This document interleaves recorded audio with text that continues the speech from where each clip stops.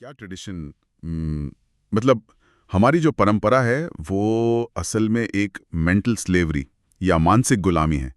क्या हम अपनी जिंदगी अपनी चॉइस ले जी रहे हैं या फिर सिर्फ इसलिए जी रहे हैं क्योंकि हमें बचपन से ऐसा ही सिखाया गया है? ये एक बहुत ही गहरा और सच कहूं तो काफी अनकंफर्टेबल सवाल है। हाँ, बिल्कुल। और अगर आपको ऐसे डीप एक्सप्लोरेशन और नॉलेज बेस्ड वीडियोस पसंद हैं तो चैनल को सब्सक्राइब करें, इस वीडियो को लाइक करें और अपनी फैमिली और फ्रेंड्स के साथ शेयर करें ताकि वो भी कुछ नया सीख सकें। राइट, शेयर करना तो बिल्कुल बनता है। Okay, let's unpack this. आज हम इसी विचार की गहराई में जाएंगे। देखिए, जब भी हम ट्रेडिशन वर्ड सुनते हैं ना, तो दिमाग में बहुत कुछ आने लगता है। हाँ, लाइक घर के फंक्शन या पूजा पाठ। एग्जैक्टली घर में कोई त्योहार सेलिब्रेट करना हो, किसी बड़े बुजुर्ग के पैर छूने हो, या फिर शादी और करियर को लेकर सोसाइटी की जो एक फिक्स्ड उम्मीद होती है। बिल्कुल, वो सोसाइटी का प्रेशर। हाँ, तो अगर मैं इस पूरी चीज़ को आज के मॉडर्न तरीके से समझाऊं तो मुझे लगता है कि ट्रेडिशंस हमारे समाज के लाइक बैकग्राउंड ऐप्स की तरह हैं। अच्छा, बैकग्राउंड एप्स। हाँ, जैसे हमारे स्मार्टफोन में कुछ ऐप्स होते हैं जो हमेशा बैकग्राउंड में चुपचाप चलते रहते हैं। राइट। वो हमारी बैटरी भी ड्रेन करते हैं, हमारा डेटा भी इस्तेमाल करते हैं। राइट, और हमें पता भी नहीं होता। बिल्कुल, वो एक तरह से हमारे फोन के पूरे सिस्टम को कंट्रोल करते हैं, लेकिन हम कभी उन पर ध्यान ही नहीं देते। हमारी परंपराएं भी बिल्कुल ऐसी हैं यार, वो बैकग्राउंड में चलकर हमारी पूरी जिंदगी को कंट्रोल कर रही हैं। ये बैकग्राउंड एप्स वाली एनालॉजी बहुत ही कमाल की है। What's fascinating here is कि जब हम परंपराओं की बात करते हैं तो ये सिर्फ कोई पुराने रीति रिवाज या विंटेज आइडियाज नहीं है जिन्हें लोग बस मजे के लिए फॉलो करते हैं। तो फिर ये असल में है क्या? ये असल में एक बहुत ही पावरफुल और इनविजिबल ट्रांसमिशन सिस्टम है। मतलब एक ऐसा सिस्टम जो एक जनरेशन से दूसरी जनरेशन को चुपचाप पास होता रहता है। लाइक बिना किसी मैनुअल के। एग्जैक्टली। ये सिस्टम एक इंसान को ये तय करके देता है कि दुनिया में सही क्या है और गलत क्या है। ये चुपचाप हमारी पूरी लाइफ को गवर्न करता है। मतलब हमारे डिसीजंस को भी? हाँ बिल्कुल। एक इंसान कैसे फैसले लेगा, अपने परिवार को कैसे पालेगा, समाज में कैसे बिहेव करेगा, यहाँ तक कि उसे किस चीज से खुश होना है और किस चीज से दुखी। ओह वाओ, ये तो बहुत डीप है ना? और सबसे दिलचस्प बात यह है कि ये पूरा स्ट्रक्चर इतना नॉर्मल हो चुका है कि हम इसे नोटिस करना ही बंद कर देते हैं। ये हमारे लिए हवा की तरह हो जाता है। हवा की तरह? मतलब हम उसमें सांस तो ले रहे हैं पर उसे देख नहीं पाते। बिल्कुल, हम उसके बिना शायद सर्वाइव ना कर पाएं, पर वो हमें दिखती नहीं है। हाँ, हवा वाली बात से मैं पूरी तरह अग्री करता हूँ, लेकिन यहीं से मेरे दिमाग में एक बहुत बड़ा सवाल आता है। पूछिए। अगर परंपराएं हवा की तरह इतनी नॉर्मल हैं, तो फिर ये स्लेवरी या गुलामी कैसे बन जाती हैं? क्योंकि हवा तो जीवन देती है ना। ये बहुत वैलिड पॉइंट है। राइट। पर जब हम मानसिक गुलामी की बात करते हैं तो इसका सीधा सा मतलब है कि किसी ने हमारे दिमाग को जंजीरों में बांध दिया है। तो क्या ऐसा है कि हम बस ऑटो पायलट मोड पर जी रहे हैं? हाँ, जहाँ स्टीयरिंग व्हील किसी और के हाथ में है। एग्जैक्टली। और हमें लग रहा है कि गाड़ी हम चला रहे हैं। क्या हम बस चीजें इसलिए कर रहे हैं क्योंकि हमेशा से ऐसा ही होता आया है? ये सवाल इस पूरी चर्चा का सबसे अहम हिस्सा है। देखिए, परंपरा अपने आप में कोई गुलामी या जंजीर नहीं है। ये गुलामी तब बनती है जब इसमें से सवाल पूछने की गुंजाइश पूरी तरह से खत्म हो जाती है। मतलब जब लोग ब्लाइंडली फॉलो करने लगते हैं। बिल्कुल। जब एक इंसान बना सोचे समझे अंधे बनकर किसी चीज को मानता है, तब वो सिस्टम मेंटल स्लेवरी बन जाता है। इसके कुछ बहुत साफ कारण है। अच्छा, तो वो क्या कारण है जो इसे गुलामी बनाते? इसमें सबसे पहली चीज जो खत्म होती है वो है इंसान की इंडिपेंडेंट थिंकिंग, यानी खुद की स्वतंत्र सोच। देखिए, हमारा दिमाग स्वभाव से ही एनर्जी बचाना चाहता है। तो दिमाग शॉर्टकट ढूंढता है। राइट। जब समाज का हर इंसान कोई काम सिर्फ इसलिए कर रहा है क्योंकि ऐसा ही होता है, तो हमारा दिमाग कहता है कि नई चीज सोचने में मेहनत क्यों करनी, बनी बनाई राह पर चलो। Make sense. तो क्रिटिकल थिंकिंग वहीं खत्म हो जाती है। हाँ। जब इंसान ये पूछना बंद कर देता है कि हम ये काम क्यों कर रहे हैं, तो उसके सोचने समझने की क्षमता कमजोर पड़ने लगती है। ये तो कुछ ऐसा ही हो गया जैसे हम गाड़ी चलाते वक्त हमेशा जीपीएस या गूगल मैप्स पर पूरी तरह से डिपेंड हो जाएं। बहुत सही एग्जाम्पल है। लाइक अगर मैप हमें किसी नदी में गाड़ी उतारने को कह रहा है तो हम बिना अपना दिमाग लगाए बस उसे फॉलो करते जाते हैं, क्योंकि हमें लगता है कि मशीन जो कह रही है वही सही होगा। एग्जैक्टली। हम रास्ते के साइन बोर्ड देखना ही बंद कर देते हैं। हाँ, हम अपना कॉमन सेंस यूज ही नहीं करते। अगर हम अपने दिमाग को ये सोचने का मौका ही ना दें कि हम कोई काम क्यों कर रहे हैं, तो धीरे धीरे हम अपनी पर्सनल जजमेंट पूरी तरह खो देते हैं। बिल्कुल। और जब आप अपना खुद का नेविगेशन सिस्टम बंद कर देते हैं, तब एंट्री होती है दूसरे सबसे बड़े कारण की। और वो क्या है? वो है सोशल जजमेंट का डर। हमारी आम भाषा में इसे कहते हैं लोग क्या कहेंगे। ओह हाँ, द क्लासिक लोग क्या कहेंगे। ये तो हर घर की कहानी है। राइट। पर क्या आपने कभी सोचा है कि इंसान के अंदर ये डर इतना गहरा क्यों है? अगर हम इवोल्यूशनरी साइकोलॉजी को देखें तो हजारों साल पहले जब इंसान जंगलों में कबीलों में रहता था, तब कबीले से बाहर निकाले जाने का मतलब तो डेथ होता होगा। एग्जैक्टली, निश्चित मौत। अगर समाज आपको रिजेक्ट कर देता तो आप अकेले शिकार नहीं कर सकते थे और जंगली जानवर आपको खा जाते। अरे वाह, तो ये डर वहां से आ रहा है। हाँ, आज हम मॉडर्न शहरों में रहते हैं, लेकिन हमारा दिमाग आज भी उसी पुराने सॉफ्टवेयर पर चल रहा है। इसलिए जब समाज के बनाए हुए किसी नियम को तोड़ने की बात आती है तो हमारे दिमाग को लगता है कि ये हमारी जान को खतरा है। ये बायोलॉजिकल एंगल तो सच में आंखें खोलने वाला है। मतलब लोग क्या कहेंगे का डर सिर्फ कोई इमोशनल चीज नहीं है, बल्कि ये हमारे सर्वाइवल इंस्टिंक्ट से जुड़ा है। बिल्कुल। इसका असर तो हम रोज देखते हैं। लाइक शादी के खर्चे देख लीजिए। एक मिडिल क्लास इंसान अपनी जीवन भर की सेविंग्स लगा देता है, बैंकों से भारी कर्जा ले लेता है, सिर्फ 500 लोगों को बुलाने के लिए। हाँ, सिर्फ दिखावा करने के लिए। उसे अंदर से पता है कि ये फाइनेंशियली एक बहुत बड़ी बेवकूफ़ी है, लेकिन वो लोग क्या कहेंगे के खौफ से बाहर नहीं आ पाता। वो अपनी मर्जी से फैसले नहीं ले रहा होता। राइट। वो दूसरों को खुश करने के लिए जी रहा है। ये तो वाकई में एक तरह की मेंटल स्लेवरी है। एकदम सही। और इसी खौफ और इसी दबाव से एक और बड़ी प्रॉब्लम पैदा होती है जिसे हम रेजिस्टेंस टू चेंज कहते हैं। मतलब बदलाव का विरोध करना। हाँ, जब एक समाज अपनी पुरानी सोच से बहुत सख्ती से चिपक जाता है तो वहां किसी भी तरह की प्रोग्रेस रुक जाती है। आप इतिहास देख लीजिए, कई ऐसी प्रथाएं थीं जो बहुत नुकसानदायक थीं। पर वो चलती रहीं क्योंकि वो पुरानी थी। एग्जैक्टली। लोग ये लॉजिक दे देते हैं कि अगर हमारे पूर्वज ऐसा करते आ रहे हैं तो कुछ बहुत महान सोचकर ही करते होंगे। ये तो बहुत ही अजीब लॉजिक है ना? ये जो पुरानी चीजों से आंख बंद करके चिपकने की जिद है, ये समाज को नए आइडियाज अपनाने से रोकती है। अगर समाज इवॉल्व नहीं होगा तो वो एक म्यूजियम बनकर रह जाएगा। एक म्यूजियम जहां बस पुरानी चीजें रखी हैं लेकिन कोई लाइफ नहीं है। ये म्यूजियम वाली बात बहुत गहरी है। बिल्कुल। देखिए, सिर्फ पुराना होने का मतलब ये तो नहीं कि वो चीज आज के समय में भी सही हो। लाइक अगर कोई बीमारी 100 साल पहले अलग थी और आज उसका रूप बदल गया है तो हम पुरानी दवाई थोड़ी खाते हैं। हम साइंस के हिसाब से नई दवाई बनाते हैं। राइट। लेकिन विचारों और परंपराओं के मामले में हम ये कॉमन सेंस भूल जाते हैं। एग्जैक्टली। और जब हम इन सब चीजों को बिना सवाल किए मान लेते हैं तो इसका सबसे आखिरी और शायद सबसे दर्दनाक असर होता है। वो क्या है? वो ये कि इंसान की अपनी आइडेंटिटी, उसकी निजी पहचान पूरी तरह छिप जाती है। जब परंपराएं ये तय करने लगें कि किसी को कैसे कपड़े पहनने हैं, क्या सोचना है, कैसे सपने देखने हैं, तो इंसान की अपनी आजादी तो खत्म ही हुई ना। हाँ, एक तरह से समाज की आवाज इतनी तेज और शोरगुल वाली हो जाती है कि इंसान को अपने खुद के अंदर की आवाज सुनाई ही नहीं देती। इंसान एक सांचे में ढलने की कोशिश करता है और भूल जाता है कि वो असल में है कौन। Here's where it gets really interesting. अगर हम अभी तक की हमारी इस पूरी बातचीत को देखें तो ऐसा लगता है कि परंपराएं इंसानियत के लिए लाइक बहुत बड़ा खतरा है। हाँ, सुनने में ऐसा ही लग रहा है। मतलब अगर इनसे हमारी सोचने की ताकत खत्म हो रही है, हम बायोलॉजिकल डर की वजह से कर्जे में डूब कर जी रहे हैं, समाज की प्रोग्रेस रुक रही है और हमारी पहचान नहीं बच रही। बिल्कुल।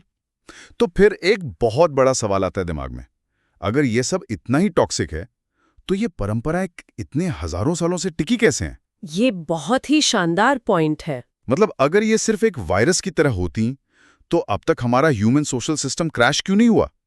कुछ तो बहुत बड़ा फायदा होगा इनका, है ना? ये एक बहुत ही क्रिटिकल ऑब्जर्वेशन है। हर ट्रेडिशन को सिर्फ मेंटल स्लेवरी या बुरा कहना पूरी तरह से गलत होगा। ये चीजों को देखने का बहुत ही वन साइडेड नजरिया है। तो दूसरा साइड क्या है? सच्चाई ये है कि परंपराएं हजारों सालों से इसलिए सर्वाइव कर पाई हैं क्योंकि उनके बहुत गहरे फायदे भी हैं। इसका सबसे पहला पॉजिटिव साइड है आइडेंटिटी और बिलोंगिंग। मतलब एक अपनापन। हाँ, इंसान एक सोशल एनिमल है। हमें एक कम्युनिटी की जरूरत होती है। परंपराएं हमें हमारी जड़ों से और हमारे लोगों से जोड़ती हैं। जब हम एक साथ त्योहार मनाते हैं तो हमें लगता है कि हम इस बड़ी सी दुनिया में अकेले नहीं हैं। ये मेंटल हेल्थ के लिए जरूरी है। बिल्कुल, ये सेंस ऑफ बिलोंगिंग हमारे इमोशनल बैलेंस के लिए बहुत ज्यादा जरूरी है। मैं आपकी इस बात को समझ रहा हूं, लेकिन मैं यहाँ थोड़ा पुशबैक देना चाहूंगा। श्योर, बताइए। आपने कहा कि ट्रेडिशन हमें बिलोंगिंग देता है, लेकिन क्या ये अपना पर असली होता है या ये एक तरह की कंडीशनल मेंबरशिप है? कंडीशनल मेंबरशिप मतलब जब तक मैं समाज के सारे नियम मान रहा हूं तब तक तो मैं इस परिवार का हिस्सा हूं। लेकिन जिस दिन मैंने अपनी मर्जी से कोई ऐसा फैसला लिया जो परंपरा के खिलाफ है, जैसे अलग करियर चुनना या लव मैरिज करना, एग्जैक्टली, तो वही समाज मुझे तुरंत बाहर निकाल फेंकता है। तो ये मुझे एक परिवार से ज्यादा एक माफिया की तरह लगता है, जहां प्रोटेक्शन के बदले में आपको अपनी आजादी देनी पड़ती है। बहुत ही बेहतरीन पॉइंट उठाया आपने। ये सच है कि कई बार बिलोंगिंग बहुत कंडीशनल हो जाती है और ये परंपरा का एक डार्क साइड है। राइट। लेकिन अगर हम एक बेसलाइन की बात करें तो समाज को एक साथ बांधे रखने के लिए कुछ कॉमन ग्राउंड्स की जरूरत होती है। बिना किसी कॉमन ट्रेडिशन के समाज बिखर जाएगा। Make sense. और इसी के साथ हम परंपरा के दूसरे सबसे बड़े फायदे पर आते हैं, हिडन विजडम, यानी छिपा हुआ ज्ञान। ऐसा बिल्कुल नहीं है कि पुराने लोगों ने बस बैठे बैठे खाली समय में कुछ नियम बना दिए। अच्छा। नहीं, बहुत सारे ट्रेडिशंस के पीछे हजारों सालों का एक्सपीरियंस, ऑब्जर्वेशन और बहुत गहरी साइंस छिपी होती है। क्या आप इसका कोई रियल लाइफ एग्जाम्पल दे सकती हैं? क्योंकि हम अक्सर सुनते हैं कि हमारी परंपराओं में साइंस है, लेकिन कोई इसे ठीक से समझाता नहीं है। बिल्कुल। चलिए फास्टिंग या उपवास का ही एग्जाम्पल लेते हैं। भारत में नवरात्रि जैसे त्योहारों में फास्टिंग का एक बहुत पुराना ट्रेडिशन है। हाँ, लोग 9 दिन तक व्रत रखते हैं। राइट। और ये फास्टिंग साल में उन खास वक्त पर आती है जब मौसम बदल रहा होता है, जैसे सर्दियां खत्म होकर गर्मियां आ रही होती हैं। जब बीमारियां ज्यादा फैलती हैं। एग्जैक्टली। मौसम बदलने के दौरान इंसान की इम्यूनिटी सबसे ज्यादा कमजोर होती है और डाइजेशन धीमा पड़ जाता है।